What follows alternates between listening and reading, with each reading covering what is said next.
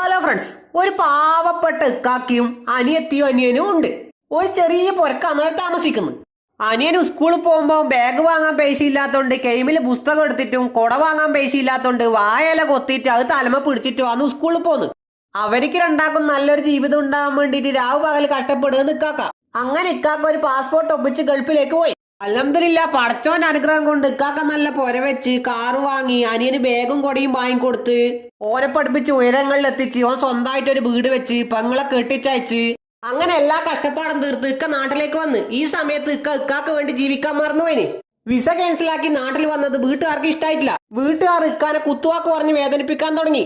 Last എല്ലാരും കൂടി ഇക്കാനെ വീട്ടിൽ നിന്ന് പുറത്താക്കി. മുന്നോട്ടുള്ള ജീവിതത്തിന് എന്നാ ചെയ്യണ്ടേന്ന് അറിയാണ്ട് ഇക്ക പെരുവയിൽ നിന്ന് ഈശെ കൈയിട്ട് നോക്കുമ്പോ ആകെ സമ്പാദ്യമായിട്ട് ഒരു ഫോൺ മാത്രമേ ഉള്ളൂ. പെട്ടെന്ന് ഇക്ക ഫോണിൽ ഒരു യൂട്യൂബ് ചാനൽ തുടങ്ങി.